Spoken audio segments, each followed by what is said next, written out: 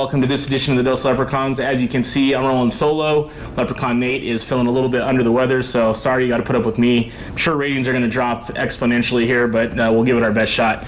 Sorry for coming on late. Had a little bit of technical difficulties, but my producer extraordinaire, Matt Korn McGinnis, figured it all out, so we're all locked in and ready to go and bring on Ned Bolcar. Happy holidays. As you can see, we've spared no expense with the icicle-themed lights here around our new podcast setup. But hey, again, thanks for joining us. We're going to go ahead and waste no time and get to Ned Bolcar here. Bring him on. For those of you who don't remember, or maybe you are not even born yet, Ned Bolcar was one of the heroes of the 1988 National Championship team. He was carried off the field after the win against West Virginia. Really excited to have him on. He's one of my heroes on that team, just like a lot of those guys. So without further ado, we're going to bring on Ned Bolcar.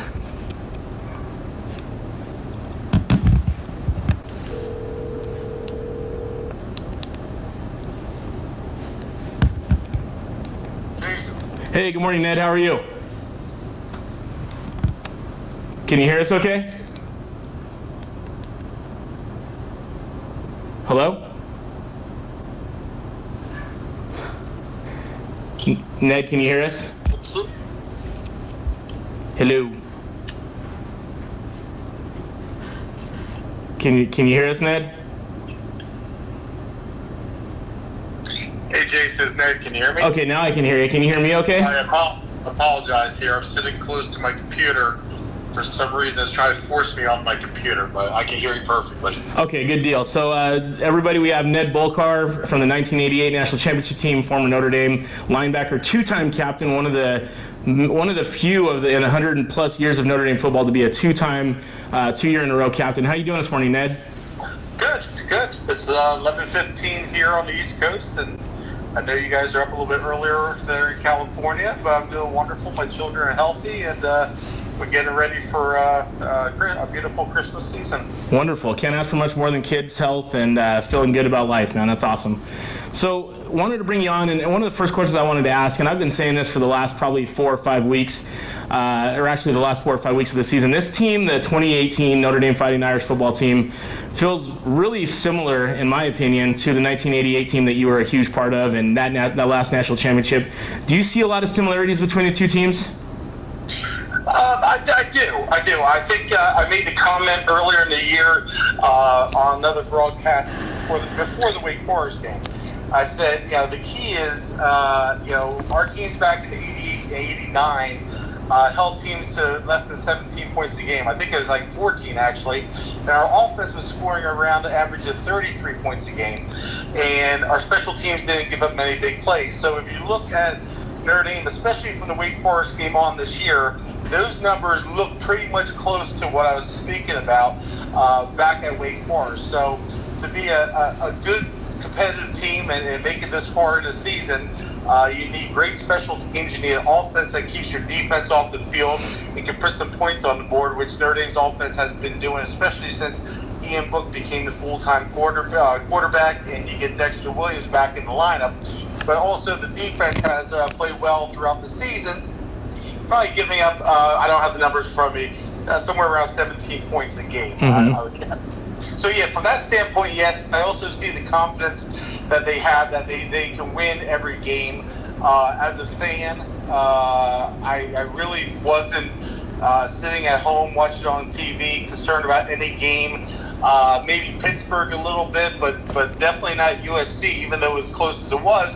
I felt like the team had the game in control. The coaching staff seemed confident just watching the demeanor on the sideline. So I think that's very similar to our 88 team. And 89 team, actually, we won 24 games in those 2 years.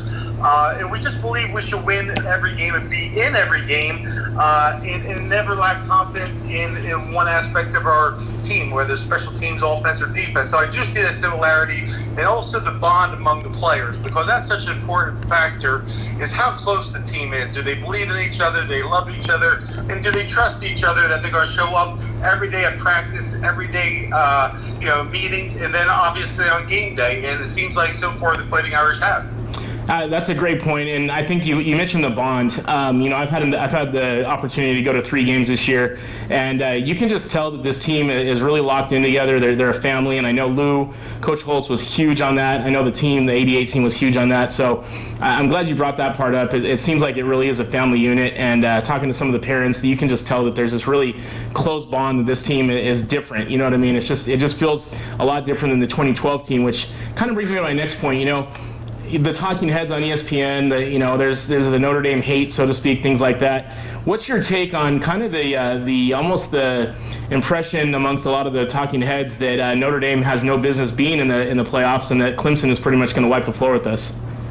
Well, one thing I always loved about being a part of Notre Dame and playing for Notre Dame and now being an alumni of Notre Dame, and one of the players, which I think said it recently, for Notre Dame, said, we're hated by many, loved by many. I love that. It's black or white. Very seldom will you say Notre Dame to somebody, they'll say, well, I don't care, or I don't have an opinion. They either say I love them or I hate them. And I love that. I want to be somebody's enemy, or else I want to be, they're loved by them. And that's true of Notre Dame. It just has that effect on fans, and I do understand the reason why. As far as Notre Dame not being shouldn't be in the college football playoffs. That's crazy, because they've done everything they had to do. They traveled the country. They played multiple conference teams, and they won. And they won fairly decisively in most of the games, and that's all they're asked to do. When you look at the teams that made it, obviously Alabama is the best team in the country for the last 2 years. Clemson deserves to be there. Notre Dame deserves to be there. And yes, Oklahoma beat the team they lost to. Ohio State, hey, they have a heck of a team, but when you get beat by Purdue by 24, that is part of the schedule. I don't care if Michigan or Purdue's at the beginning of the season your loss, or at the end of the season a victory. It's a total package you're looking at, and that's what the committee had to do. And I can see Georgia being one of the best teams in the country, as Nick Saban said. But at the end of the day, you have a two losses. And one was to Alabama, yes, but one was decisively to LSU, who finished maybe in the top 10 in the country, but that's still 2 losses. So, they can say all they want. It's Notre Dame's job to go into the Cotton Bowl and play well and perform well. And they win, it quiets the critics. If they lose, the critics will be loud. But I always say, you control your own destiny by what you do on the field. So, you got to put out the talking heads. The players shouldn't be worried about that. The coaches aren't worried about that. As fans, we need something to talk about for the next 4 weeks. Let them focus on playing the best game they can. Clemson's a heck of a football team. They've been here multiple times the last couple of years. Dabo Swinney has a well-oiled machine down there. They got lots of talent. So does Notre Dame. They're going to put it on the field. There's got to be a winner. There's got to be a loser. But by no way is Notre Dame not deserving to be in the college football playoffs. If that was the case, then you might as well forget about the playoff system. That great points, Ned. Thank you for all that. And you brought up the controlling your own destiny, and I want to go back to that a little bit. Last night was the Echoes Awards show, and you had a Brandon Wimbush winning the Next Man In award. And I know you can speak a little bit to that with what happened in '88 and everything with you and Stoney. Can you talk a little bit about how that went down in terms of your linebacker position and how the battle went down between you and the guy backing you? I actually don't want to talk too much about '88. Listen, we had many good players on the team. We have many good linebackers. Mike Stonebreaker, myself, Wes Pritchett, Frank Stam, Todd Kolkowski, Daryl Gordon. I can go down the list. Do I ever feel like I was beaten out for position? Never. I think I performed as well as anybody in the country. The year before, I was a Buckus. So going into the season, I was a Buckus Award candidate, as All-American the year before, All-American the year after. So I don't want to get into the reasons and whys of what happened. What I do remember is that we had a very close team, and I was one of the captains of the team that year. And instead of being first in team in tackles, I ended up fifth in team in tackles. But my job was to be a leader. I think I did that job very well, and people respect me to this day, the way I carry myself. As a captain that doesn't always play as much as he did the year before or the year after, but that didn't matter. You know, it was all about winning. And you look back 30 years later, we had a great group of guys. Everybody played their role, whether they're Rocket Ishmael, Tony Rice, you know, Ned Bolcar. You know, you go down the list of everybody that played a lot or little. We did our role, and we were close, and we loved Notre Dame, and we came to Notre Dame to be a part of the Notre Dame family, and winning there will be with us the rest of our lives. I'm very proud of the 5 years I spent in Notre Dame, taking it from a tough 1985 to ending with 24-1 our last 2 years, playing the toughest schedule in the country in 88 and 89. Mm-hmm. You know, we did some great stuff. I was happy to be part of it, and I always feel honored and humbled that, you know, I was selected by my teammates to be one of their leaders, and we had many leaders on the team. So, you know, I'm not going to talk about, you know, anything that goes on. That's, you know, choices are made, decisions are made. It's how you react to them. And, you know, I live my life that, you know, I learned my lessons from the ups and downs of experience in life. And just like all these young players should, whether you're in high school or college or professional, the game you play only lasts so long. It's the lessons of life that allow you to be a winner in life. And that's one thing I love about Notre Dame. I think if you look at the student athletes that come out of Notre Dame, just like the alumni of Notre Dame, the students, there are many, many, many successful people in life. And that's one reason I'm sure other players chose to be a part of the Notre Dame family. Because as they say, it sounds cliche, it's not a 4-year deal, it's a 40-year deal. And when I get together with my teammates at the 30-year reunion, I look around, I see the success they had in life as fathers, as businessmen, teachers, whatever it may be. And really that's the education that I took from it, and I think most Notre Dame athletes do. You know, you mentioned the 88 team reunion. You talked about some of the guys, you know, fathers, businessmen, things like that. Don't forget that 88 team also yielded a newly crowned senator, Patrick Fallon. So definitely Notre Dame puts out some high-quality individuals, no doubt. We do. And there's a lot of great universities and colleges in the country that do the same thing with their athletes. But, you know, I'm proud every year when they come out with the rankings, and you look across all the sports, Notre Dame's up there in every single sport with Duke and Stanford and so many other good schools out there. I think in general, our student athletes have represented themselves very well for forever. And, you know, our student body, our alumni should be very proud of that because, you know, there's not a separation between the athletes and the students at Notre Dame, and that's one reason I chose to go there.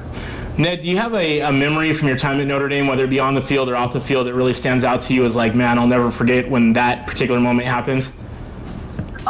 There's so many. I mean, there's so many from, you know, just great times at practice, you know, amongst the players, whether there's a comment from the coaches or a comment of the players, but, you know, and then also with the fans. And then, you know, after games with my family and other players' families and so many friends of the Notre Dame alumni, Subway alumni, we met for all these years, you know, 5 years there, that's extended family. So I go back to South Bend, I still see people that I remember not only as alumni, but Subway alumni who show up at the game. So those are special memories. There's so many. But I got to tell you, one that stands out is I think it was my junior year. We're playing Michigan at Michigan, and at the beginning of the game, obviously they're going go blue, go blue. And by the end of the game, I remember being in defensive huddle saying, "Listen," and it was "Go Irish." We're in Michigan Stadium with 100,000 fans.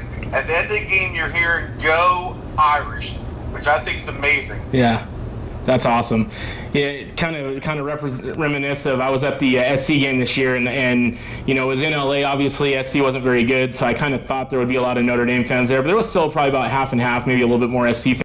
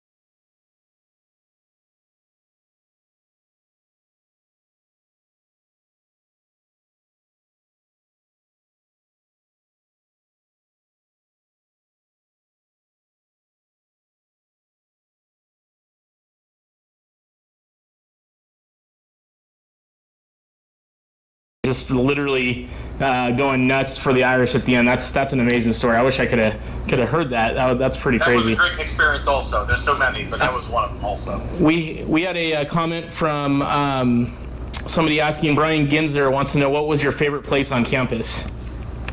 Favorite place on campus? Wow. Favorite place on campus? Ooh.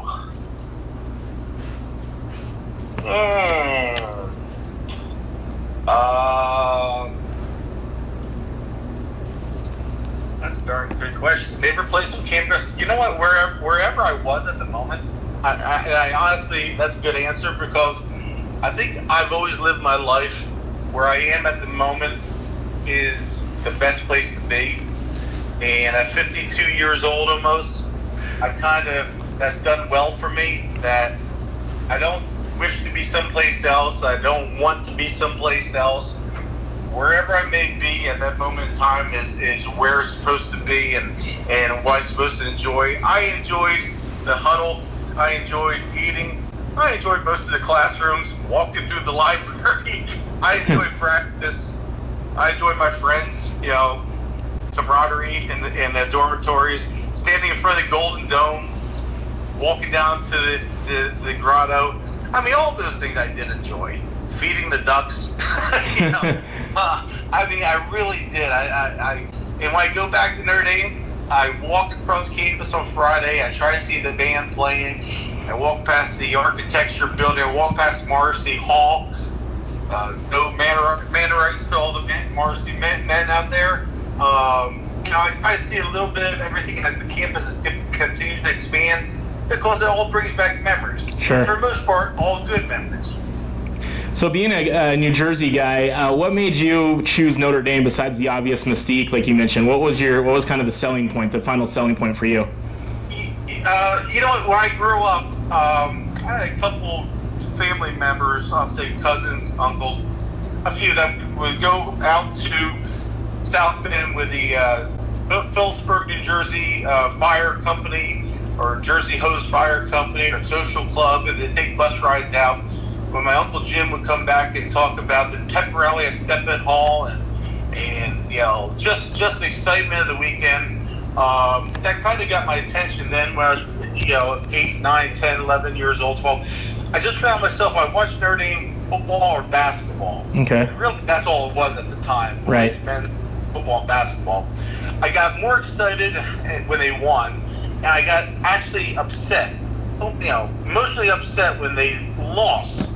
And I would watch Penn State also. I watched the George Paterno show on Sunday, the replay of the Penn State game. And, I love watching Matt Suey and Chuck Fusina and Matt Millen, all these guys play, Bruce Clark. But it didn't affect me the same way.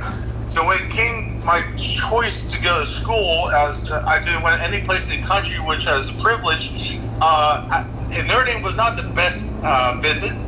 Notre Dame was not playing very good football.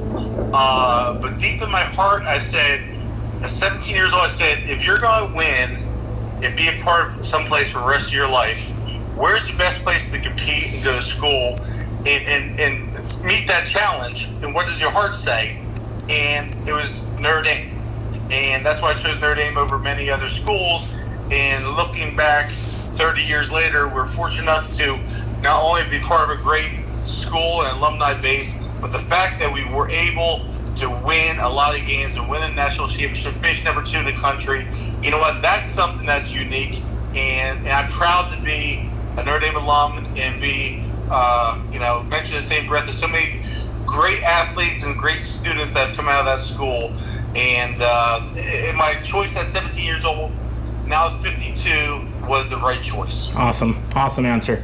Okay, I'm sure you're asked this all the time, but do you have a favorite moment from Lou, either on the field or off? There's so many. I mean, there's really so many. I think about the first day he walked into the meeting, the very first day, and I won't repeat my friend's name because he always says you always bring my name up. But he walked in, and a lot of the players were slouching because that's what I guess they got used to doing in meetings. And Lou kicked one of our senior players' foot, was up on the little dais in the meeting room and said, "Son, how long you been playing football?" And the player said, 13 years. He said, "Your back end's not against the chair in 3 seconds, you'll never play again." 1, 2, and 100+ guys sat up.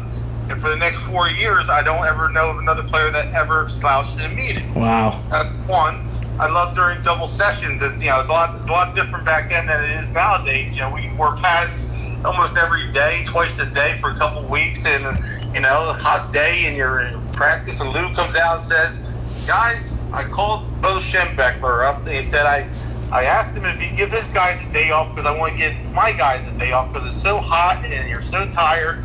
And he said, "Lou, I love to, but we're getting ready to play you guys on September 2nd, and I just can't do it." Today, he said, "What do you think, guys? Michigan's not taking off today. Should we take off today?" And the obvious answer is no. Or he would walk out and say, "Hey, guys, only half day today. You think that's only one practice?" And 8 to 8 in the morning to 8 at night. So Lou had a way of keeping the atmosphere light, and actually here's probably one of the greatest things everybody knows about. The fight with Miami and the tunnel and a few other teams which we never started, but we always tried to finish. And Lou did make the comment in the locker room, leave Jimmy Johnson's, behind for me, pretty much so. But here's one of the greatest moments. The next year, we're playing. The next year we lose to Miami, last game of the season, and they did the same thing to us on the field, and we didn't retaliate. And they had an excellent team, and they beat us down there, whatever score was, 27-10 or whatever. And they had a great team, and so did we. But they got us that day. So we're playing number 1 Colorado in the Orange Bowl a month later. We're in a meeting the night before the game, and Coach Holtz announces the team that Coach Alvarez is taking the head coaching job in Wisconsin. Obviously, everybody's happy for him, or at least the upperclassmen were happy for him, maybe not the underclassmen. And then Lou said, "I came here 4 years ago. I promised you young men that we wouldn't back down from anybody, that we would fight, we would play our butts off on the field. We're never going to let anybody intimidate us." And they said, "I apologize that, earlier in the season, due to outside pressure, whatever it may be, I put the handcuffs on you." He said, "So as of right now, if Colorado wants to fight us in the parking lot, in the walkway, or on the field, we're going to fight them right back." And the whole room, just the way he said, the whole room erupted. It was like the Stanley Cup at the Spectrum with the Flyers versus the Rangers. Everybody jumped out of their seats, and a chill went through my body. And I'm sure everybody felt that way. And if you watch the replay the next night, Anthony Johnson, Tony Rice, and myself walk out for the coin toss, and the whole Colorado team came running across the field because they saw what Miami did to us, backed us up on our sideline. I turned around, and here came the whole Notre Dame team, and we met at midfield. A couple flags flew, a few pushes, whatever, kicks. But guess what? We won that game that day, but that was a great moment. That freed us up to say, we're not going to be backed down by anything. And that has a psychological advantage, especially when we got young guys playing. Sure. And the intimidation begins, before that kickoff. And that was one of the greatest moments, emotionally. I remember that in that meeting room that night before the Orange Bowl. That's awesome. Ned, can you talk a little bit about the time that you were taken off the field, carried off the field on your teammates' shoulders? Well, it's funny, and I got a good friend who likes to tell that story, and I say, I wasn't the only one carried off. All the seniors were carried off. He said, "Let me tell it my way." I said, "You can do whatever you want to, that's fine." So what I love about this story is we're playing West Virginia in the national championship game, and right before we go out on the field before the game, Coach Holt said, "Seniors, whether you're a 4th-year senior, 5th-year senior, raise your hands." So we all raise our hands. Then he would say, "Joe Farrell and Troy Ridgely, when we win the game, you're going to carry Ned Bolcar off the field. So-and-so and so-and-so, when we win, you're going to carry Wes Pritchett off the field." They kept going down the list of all the seniors. So Lou planned out the victory celebration before the game started. Wow. Which I love. We love the confidence. So when the game ends, if you actually saw the field, all the seniors, including Lou, are being carried off the field, which was pre-planned. All right, I did. That's great. Yeah, I don't remember that at all, actually. I just remember the picture of you being carried off. That's crazy. Okay. You see that picture, but there's a lot of pictures out there, and what I love is his confidence that we're going to win the game and playing the celebration before the game begins. Okay. Sounds about right.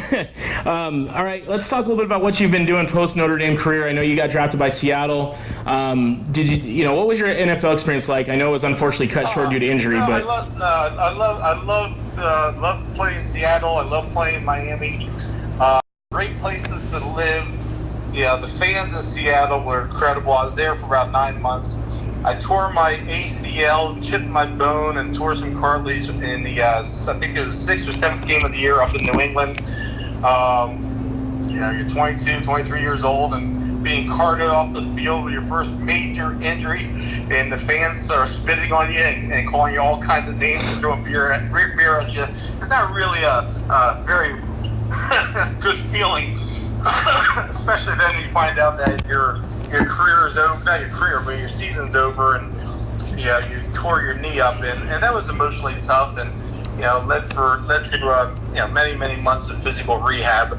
So that cut short my career in Seattle, but because of that, I was a Plan B free agent, thinking that most teams won't pick me up, but I played very well in the beginning of the season for Seattle, special teams and short yardage, and actually had an interception the first game of the season against the Chicago Bears. Our starting linebacker, Darren Como, got hurt, dislocated his finger. They put me in. And Jim Harbaugh threw a short pass to the tight end that bounced off his hand. And I intercepted the pass. And for about 2 hours that day, myself and I think Darren Woodson and another player from Chiefs led the NFL interceptions for about 4 hours. Then somebody had another interception, so he ended up with 2 on the day, the first day of the season. So anyway, I was doing very well in Seattle. They didn't protect me, so I went to Miami. Was one amongst the few teams that offered me more money, better opportunity, more money, I'll say, to go down to Miami. I love Seattle, but being on the East Coast, playing on the grass, I thought it was good for my knee. My family's on the East Coast. So I spent 3 years down there and, played a lot my second year, special teams. And, the funny thing is, when I was in Seattle, even in Miami, I said, you know what? If I can stay healthy, I can play 10 years in this league. Well, the key is staying healthy. And I tore my hip flexor my last season during training camp. I got cut, had to go through arbitration. I basically was done playing with a tore hip flexor in 93. Got my 4 years in the NFL. Someday I'll receive a small pension. That's great. But, your body says enough. 5 years of Notre Dame football, 4 years of high school playing multiple games on many levels, and then not to stay healthy in the NFL. I think, I remember some gentlemen at the church when I came home, some older guys in Phillipsburg, New Jersey, a place I love, saying they feel bad for me. I said, why do you feel bad for me? They said, well, your career was cut short. I said, listen, I got to experience and do things that 99% of men in this country would give their left leg to do. I said, don't feel sorry for me. I mean, this is just a moment in time. And even though I did believe it was still a tough transition. With so much credibility and pride into what they do, and a lot of people view your worth by what you do on the field, court, or wherever, baseball diamond, than really the person you are. And that's okay, because most of those people, if they really know you, they don't feel that way, and the other ones that don't know you, it doesn't matter. They're not really, they shouldn't affect your life. So fortunately, I moved on and found a job working in New York City as a Wall Street broker for an institutional broker for 19 years, and then retired from that business, and got married. I have 2 young children, and we're fortunate to be franchisees of a great franchise called Orange Theory Fitness, and we have great personnel, regional managers. We own a number of studios, and we make people healthy, and so I was able to transition from professional sports to a Wall Street career into being, I guess, an entrepreneur, franchisee, and healthy children, healthy 6 and 5 years old, boy and girl. And my mom at 89 still alive, still cheers for Notre Dame. Nice. And so we're doing well. Still live in New Jersey. Love New Jersey, most of it. Don't love the politics of it, but I love or the taxes. But I love being close to New York City, close to Pennsylvania, the rivers, the mountains. You name it, we're close. And anyway, so life's been good. I always look back through the process of leaving the NFL or try to succeed in the NFL, leaving the NFL, moving on to another career.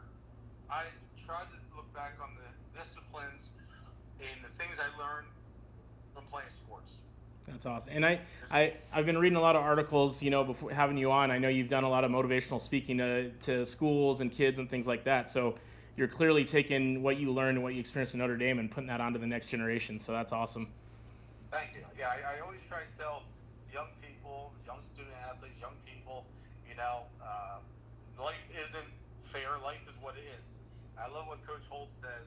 He says, I was born with a silver spoon in my mouth, basically because I was born in this country. Right. And we live in the greatest country in the world, and hopefully we can keep it that way.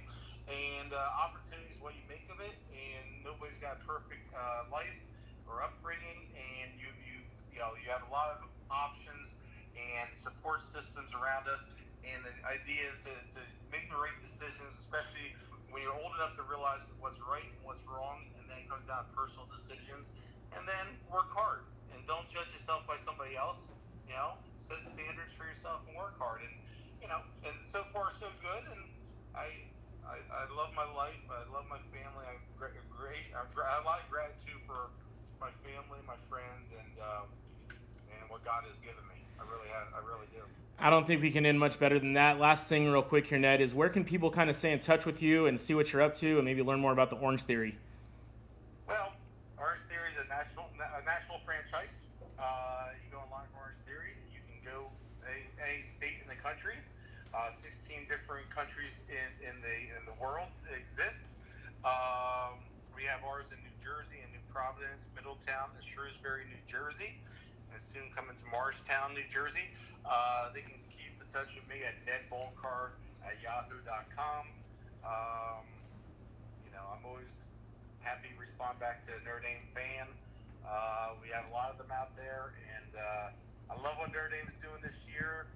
There's the football team, the basketball teams, the fencing team, the school itself, and I tell people I cheer for two teams in my life.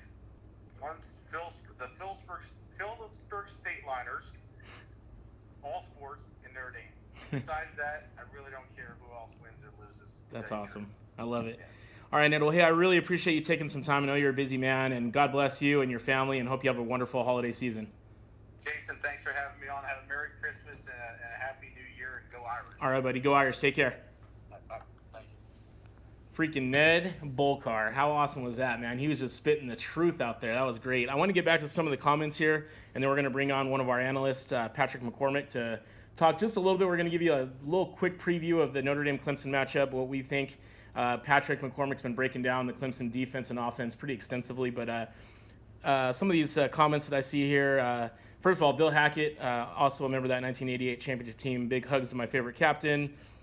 Big hugs. And, yeah, he definitely holds court. I had a wonderful, beyond blessed opportunity to spend a little bit of time with Ned and Bill at the 88 reunion at Legends. And Ned was just telling all these great stories, some of them probably not too appropriate for the podcast, but just really, literally one of my heroes from my childhood, sitting there just telling stories about the team and some of those games and some of the other stories that aren't so well publicized about the Miami incident in 1988, the West Virginia championship game and all that. I seriously do not remember any other player being taken off. I don't know if Ned's just trying to be, didn't want too much attention there, but I don't remember the other guys being taken off. I clearly remember Ned. Maybe it was just the pictures, the video at the time. I don't know, but I vividly remember Ned being taken off. But anyways, that's besides the point. He mentioned this team having some similarities. I want to mention a comment here from Brian Ginzer, who was at the Echoes last night. Brian said, Indy 2018 sent a message last night. I was there. Last year, we were happy at the banquet. I felt the team and coaching staff were very much in business mode. They collectively will be ready to play. You can tell that there's a little bit of an aura around this team right now that they're pissed. They're not happy with the fact that all these idiots on ESPN are saying that we have no chance, that Clemson's going to wash the floor with us, that Georgia, Ohio State, all these teams that should have been in supposedly are going to be proven right that they should have been in, and Notre Dame has no chance. I beg to differ in a big way, obviously. Clemson has a freshman quarterback. If we can get some heat on that kid, he's going to get rumbled. Syracuse gave it all to them, and we crushed Syracuse. I hear a lot of people going back to the Pitt game, the differences between their game and our game against Pitt. But they don't want to talk about the difference between our game against Syracuse and theirs, which is a better team. So, there's a lot of factors at play here. I'm really getting sick and tired of the hate. I guess we should expect nothing less because, as Drew Tranquil said, if you're not Notre Dame, you don't like Notre Dame, which is so true.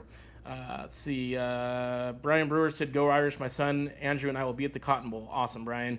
For those of you guys going to the Cotton Bowl, God bless you. Bring us a win. When we win that game, my family and I will be in Santa Clara for the national championship. I pray that it's against Bama because I think we can hang with Bama. I really do. Christy Lowe, Matt Lowe, Madmore Creations. That was a good one, Madmore Creations. Want to talk? I'm going to pull up Madmore's Facebook page here real quick. They have a special going on now, right now, guys.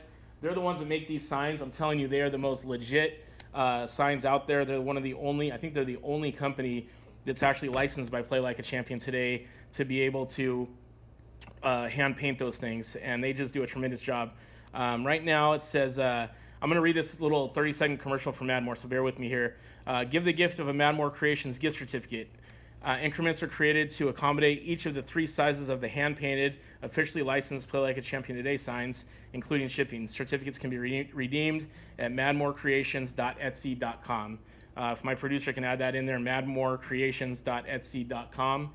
Check them out, grab a gift card. And now, since we're talking about Madmore Creations and the great work that they do and all their support, we're going to go ahead and announce the winner of the Drive to 5 Facebook challenge that we did to try to get folks, some of our followers, to help us get to 5,000 followers on our Dose Leprechauns page. We didn't quite get there, but we're on our way. The winner of that contest, we did a randomizer last night. Took forever, so I want to thank everybody that invited people to the page. We've seen a huge increase. We had over, I think, 250 names, because if you invited more than one person, that counted as extra entries. So for however many people you invited, that's how many entries you got. I think we were at like 250, 255, something like that.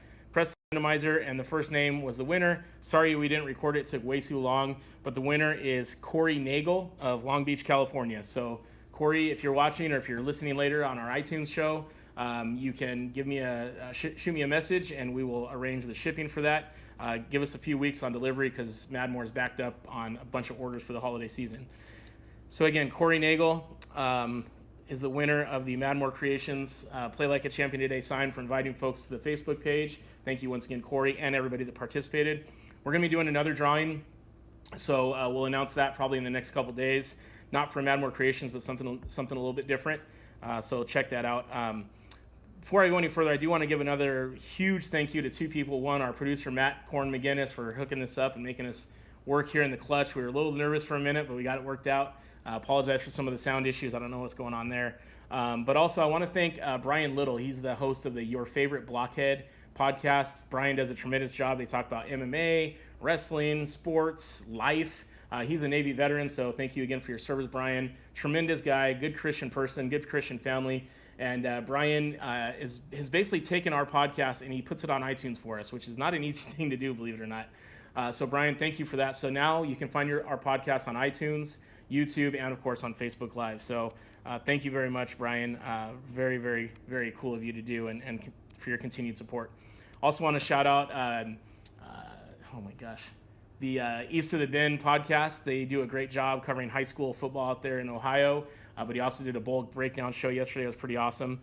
We're also going to put a link in the comment section here below for a college football confidence pool for the bowl games. So I believe there's 42 bowl games. We're doing the top 35. It's a Dose Leprechauns Invitational. So if you're watching, you'll get a chance to get in that. It's a $25 buy-in. There's payouts for the top 4. Really encourage you to do it. It's a lot of fun. You pick the bowl game, and then you put the confidence on how many, if you think if that's the game that you are the most sure about, and so on and so forth. So it's a good time. Makes every college football bowl game. I love this time of season.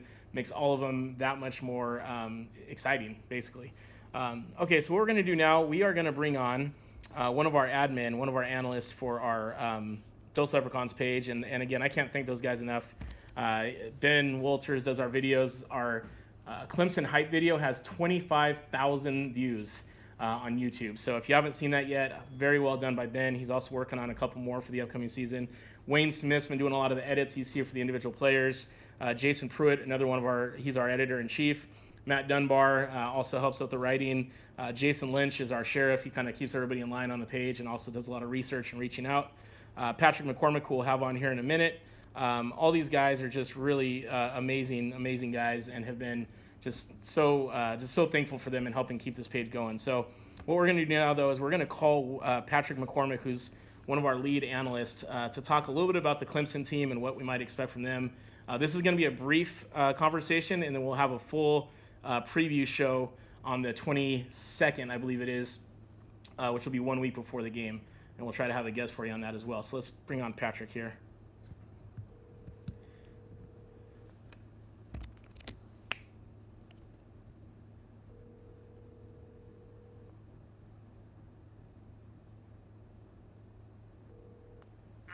This is Pat McCormick. Hey, Pat, how you doing, man? It's Jason, Dose Leprechauns. How you doing, buddy? Yeah, excellent. So we have Patrick McCormick on. Pat is one of our lead writers for the Dose Leprechauns podcast. A lot of the great previews and post-game shows and breakdowns you see are thanks to him, Jason Pruitt, Matt Dunbar. Who else contributes on those things? All of our guys that come together on those. But Pat, we're going to talk briefly. I don't want to give away too much of this because we're going to have our preview podcast for the Clemson Cotton Bowl game here in the next couple weeks. But let's talk a little bit about the Clemson defense, first of all. You hear a lot about their defensive line and how they have a couple of possible first, second round NFL prospects. What have you seen in your analysis thus far about Clemson? Yeah, the first thing that stands out, obviously, the defensive line. Brian Kelly said they've got 2 or 3 Jerry Tilleries, which is true. You try to double team one, they're just another guy's going to burn you. So, yeah, their defensive line is really stout. So Irish will have to just kind of spread them out. Short passing game. Book's going to have to distribute the ball. Like he's done a great job doing that. Maybe beat him deep a couple times, like we did with Michigan. But yeah, they probably won't be able to just overpower Clemson defensive line with the running game. So they'll have to kind of finesse it a little bit. But I like our chances. And then in terms of their offense, what I don't hear a lot about is their offensive line. How do they match up with our D-line? Our D-line obviously has been a strength this year. Excuse me. You didn't see as much of the power, the pressure in the backfield as much in the USC game as you did against maybe Syracuse or some of those other teams. How is the Clemson O-line going to match up against our D-line? I would say it's a wash. They're very talented. Their rushing game is just outrageous. They've got that Etienne and they've got some big time running backs. But I like our defensive line is elite as well. So I think it's a wash. I think our defense is what I like about the defense is Coney and Tranquil are such good tacklers. Gilman, so I think our defense has all 3 levels of our defense. I think are going to wrap up and tackle those guys. They may employ something similar to what we did against USC, is just to not give up the big plays. Yeah, and that Etienne kid is the real deal. That is a good football player right there. He's probably the best in the country, best running back in the country, I would say. I'm still partial to Dexter Williams, but I feel you. Yeah, there you go. I wanted to ask you too. Tracy Lawrence, the much touted freshman quarterback. It's funny. I saw him play in the Under Armour game, and I was just not all that impressed. But clearly, he's done some good things at Clemson this season. But what do you see out of that kid? What makes him dangerous, and what makes you gives you a little hope that we'll be able to rattle his cage a little? Well, it's Trevor Lawrence, right? Trevor Lawrence. I'm sorry, yeah. Trevor Lawrence. Yeah, no worries. Yeah. He's a 5-star, prototype quarterback. He's big time. But what we like is he's a freshman, right? And he really hasn't been pushed. He took a knock in the Syracuse game and had to sit out. But Clemson has been so, they just rolled, they just steamrolled people. So they're a little bit like Alabama. I think a lot of it is the strength of the ACC was down a little bit this year. So. But I see them a little bit like Alabama and Tua. They really haven't gotten punched in the nose yet, and so I can see this game kind of going a little bit like the Georgia game, but hopefully with a much better ending. But I think Notre Dame's D and offense, I think we match up with them well, and I think when they get punched in the nose, we don't know how Trevor Lawrence is going to respond. I think they need to get some bodies on him, knock him around a little bit. I think that Dabo Sweeney will try to take the pressure off of him with the run game. So I think that'll be their game plan. And what about the Clemson receiving core? Are there any big time playmakers, or where do they weigh in? They're loaded. So, but I think our secondary definitely is a strength. I think we've got a distinct advantage there for sure. Okay, good deal. All right, Pat. Well, again, we don't want to give away too much, so I just wanted to bring you on, give people a little taste of what's going to come for the Dos Leprechauns Cotton Bowl preview, which will be happening probably around December 27th, somewhere in that range, a couple days before the big game. Get everybody fired up. So we'll let you go, man. I know you got to get to work, so you have yourself a great day, and we'll talk soon.